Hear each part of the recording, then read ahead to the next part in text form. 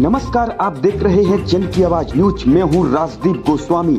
अमानगंज में 78वें स्वतंत्रता दिवस का उत्सव बड़े धूमधाम के साथ मनाया गया।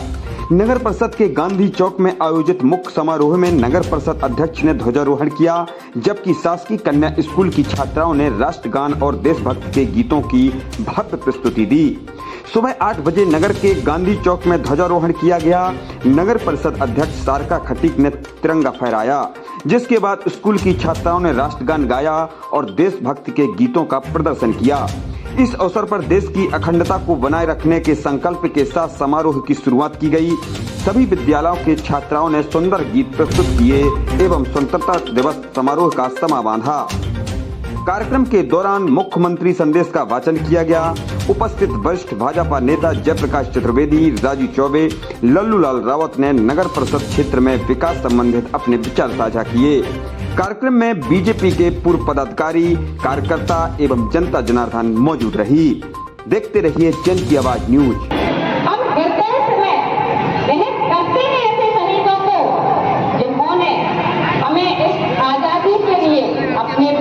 अपने प्राणों तक का बलिदान दे दिया, जिन्होंने अपना सब कुछ निछावर कर दिया इस देश को स्वतंत्रता दिलाने के लिए।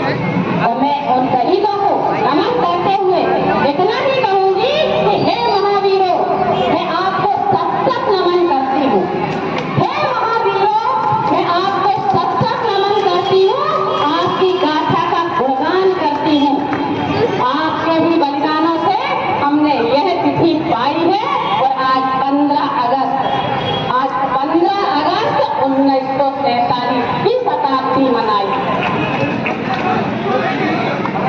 आज जैसा कि हम सभी जानते हैं, हमारे देश के प्रधानमंत्री आदरणीय नरेंद्र मोदी जी के नेतृत्व में आज हमारा संपूर्ण भारत एक विकसित भारत की ओर अग्रसर कर रहा है।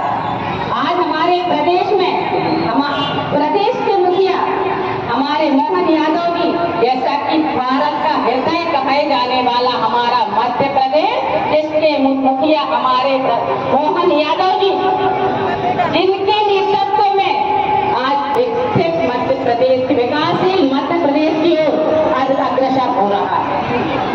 आज हम जानते हैं कि चारों तरफ यदि हम देखें तो वाकई में आजादी का सपना दिखाने वाले वो हमारे जिम्मेदारियां सौंपी। आज आप सबसे असराफ के साथ मैंने पूरी जिम्मेदारियों को निभाया और अपने अमानगंज के विकास के लिए हर प्रयत्नशील प्रयास किया। अपनी क्षमता से अधिक प्रयत्न किया, अपने अपनों के अमानगंज और अपने सपनों के अमानगंज को संवारने के बहुत सारे निर्माण कार्य हमारे यहाँ संपूर्ण हो चुके हैं। बहुत सारे निर्माण कार्य प्रगति पर हैं और बहुत सारे निर्माण कार्य टेंडर की प्रक्रिया पर हैं। कहते हैं कि क्या ईश्वर की प्रकृति का नियम है कि अब बारिश लग गई, बारिश में अन्य काम पूरे नहीं किए। जैसे ही बारिश रुकती है, जैसे ही मौसम बदलता है,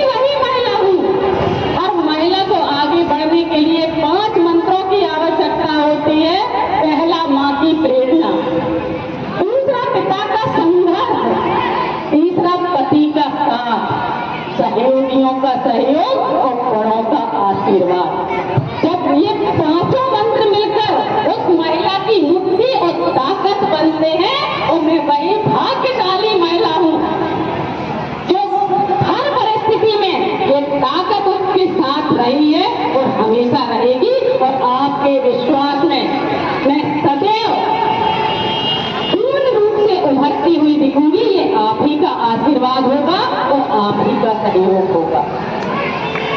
आज मैं आपको एक छोटी सी कहानी सुनाना चाहती हूँ, एक अपनी महारानी अहिल्याबाई होलकर के बारे में। महिला को हराया, एक महिला को गिराया, आप अपने पुरुष तत्व बल को खो बैठेंगे।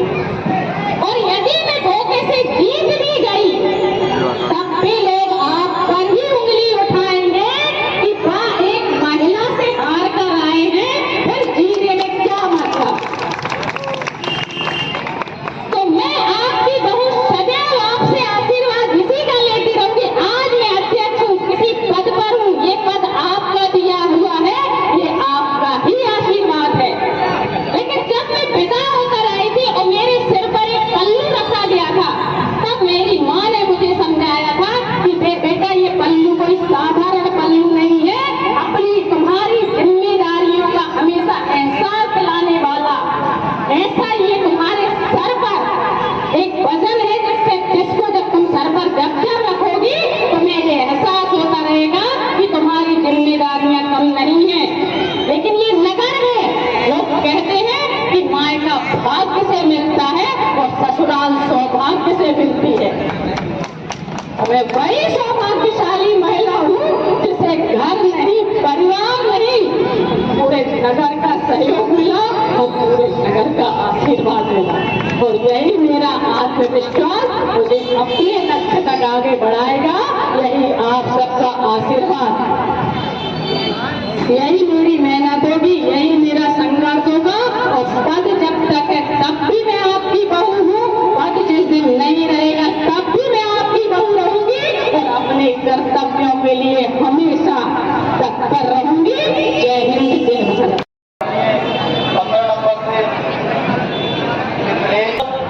हर समय के पुराने इतिहास, गौरवशाली इतिहास को लूटने के लिए, कला और समृद्धि को लूटने के लिए हमारे देश पर वर्षों तक उन लोगों ने राज किया।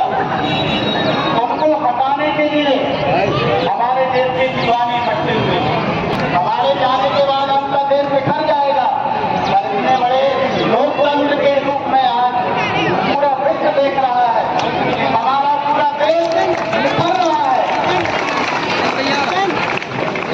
आज हमें अमर शहीदों की कुर्बानियों को नहीं भूलना है। उनकी भी माताएं थी, उनके भी सपने भी इरादे थे, वो भी जीना चाहते थे, वो भी चाहते तो सूट बूट पहन करके अंग्रेजों की गुलामी करते और उनके नौकर बनकर रहते। लेकिन नहीं, हम सबकी आजादी के लिए उन्होंने जो अपने प्राणों का निछावर इस देश के लिए हंसते हंसते दिया है, उनकी कुर्बानी को व्यर्थ नहीं जाने देना है।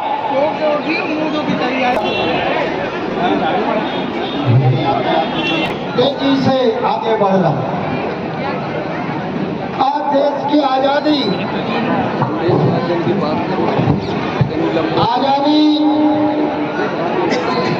सन 1947 में आज के ही दिन लाखों लोगों के बलिदान के बाद ये देश स्वतंत्र हुआ।